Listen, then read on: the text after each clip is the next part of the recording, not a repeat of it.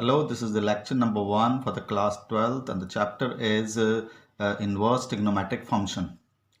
Now we know that the inverse of a function f denoted by f minus raised to power minus 1 exists if f is 1, 1 on 2. Trigonometric functions are not 1, 1 and on 2 over their natural domains and ranges. Hence, their inverse do not exist. Now, if the inverse of a function exists, then it must be 1, 1 on 2. But we know that trigonometric functions are not 1, 1 and on 2 over their domains and range. So, therefore, their inverse do not exist. Now we shall study about the restrictions on which the domain and range of the trigonometric function which ensure the existence of their inverse. Now we restrict some conditions so that they will become 1, 1 and 2 on 2. So therefore their inverse can exist. Now if x such that from capital X to capital Y such that fx is equal to y is 1, 1 on 2, then we can define a unique function g y goes to x such that gy is equal to x, where x belongs to capital X and small y is equal to fx, then y belongs to capital Y. Here domain of g is equal to range of f and the range of g is equal to domain of f. The function g is called the inverse of f and is denoted by f inverse. Further, g is also 1, 1 and on 2 and the inverse of g is f such that g inverse is equal to f inverse is equal to f. Domain of sine function is a set of all real numbers and range is closed interval minus 1 to 1. Now we know that the range of the sine function is minus 1 to 1. The maximum value of sine is 1, the minimum value of sine is minus 1, and domain of the function can be any real number. Now if we restrict its domain to minus pi by 2 to pi by 2, if we restrict its domain from minus pi by 2 to pi by 2, then it will become 1, 1 on 2 with range minus 1 to 1. Now we are doing the restriction that we can, if we take the domain of sine function as from minus pi by 2 to pi by 2, then it will become 1, 1 on 2 with the range minus 1, 1. We'll discuss this in the graph of the sine function. Actually, sine function restrict to any one of the interval from minus pi by 2 to minus pi by 2, minus pi by 2 to pi by 2, pi by 2 to 3 pi by 2, etc. is 1, 1 on 2 and the range will be fixed, that is from minus 1 to 1. Now we can define the inverse of a sine function in each of these domains. In each of the domains we can define the inverse of a function. The sine inverse is a function whose domain is minus 1 to 1 and the range could be any of the interval minus 3 pi by 2 to pi by 2, minus pi by 2 to pi by 2, pi by 2 to 3 pi by 2 and so on, like this. Now the range is minus pi by 2 to pi by 2 is called the principal value branch of the inverse trigonometric function, sine inverse trigonometric function. So sine inverse domain is this, range in this.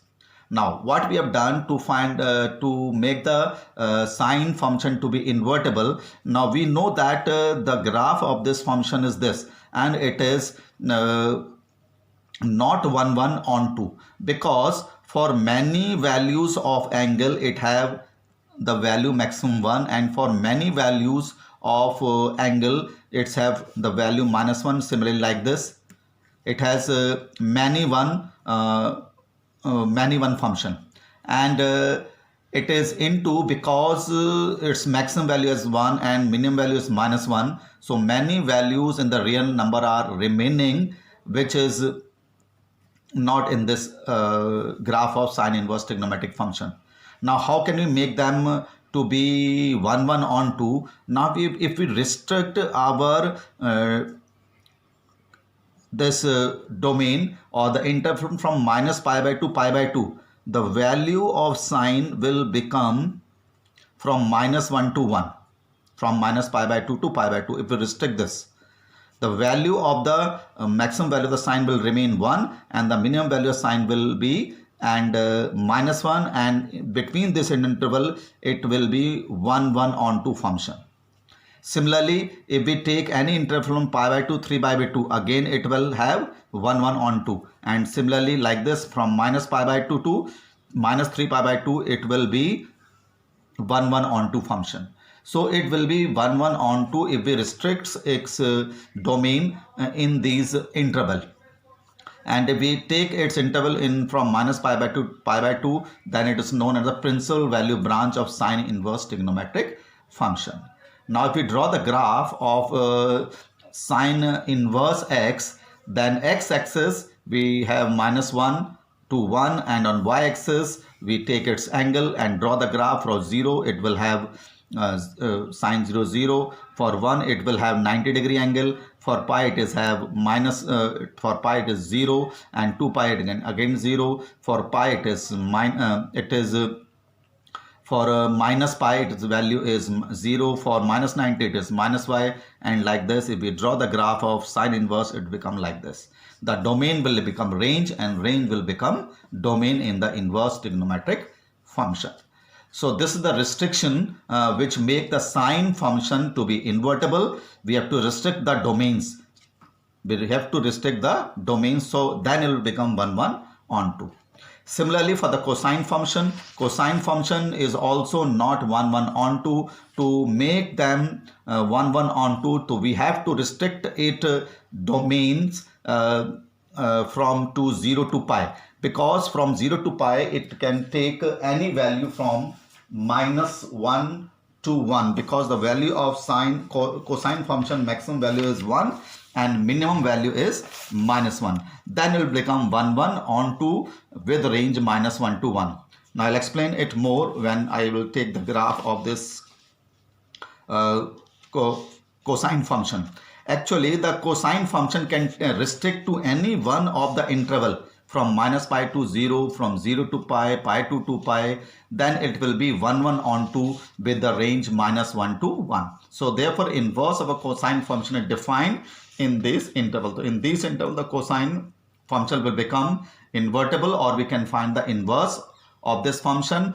In this particular interval, it will be 1 1 on 2. So therefore, it will be invertible. So therefore, the inverse of cosine function will exist in this particular interval. So the cos inverse is the function whose domain is from -1 to 1, and the range would be any one of these interval, as I have discussed earlier.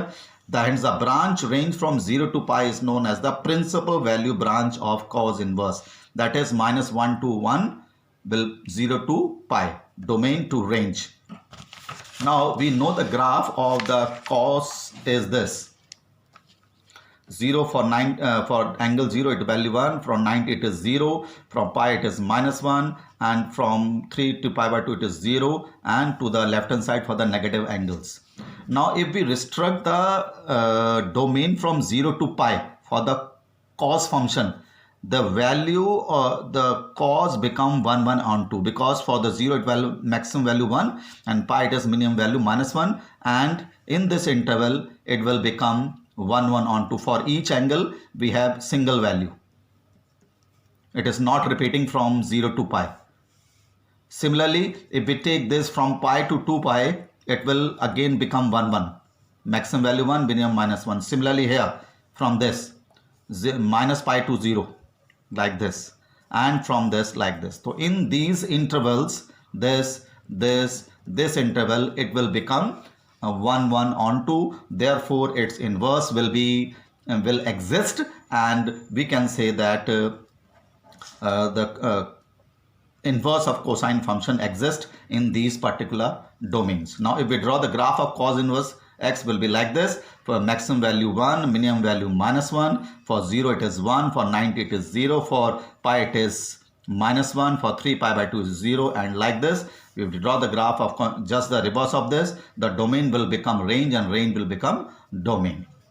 Similarly, we can explain the existence of the inverse of cot function, cosec function, sec function with its principal value branch. Now this is the table, these two have discussed earlier, that is, this is the domain and range of the cos inverse and sine inverse function. Similarly, we can derive these principal value branch for cot, tan inverse, sec inverse and cosec inverse x. Domain, range, and this is known as the principal value branch. The range can, as I discussed earlier, can be any interval, as in cos 0 to pi, pi to 2 pi, but we have taken only 0 to pi because this is, we have discussed that we call them a principal value branch, because in this branch it can take all its range. So this is some basic for inverse trigonometric function. We have discussed when the sine inverse exists or when the cos inverse exists. To make them their inverse exist, we have to restrict their domains, and then we can find its domain and range and the principal value branch of all the 6 inverse trigonometric functions. Thank you.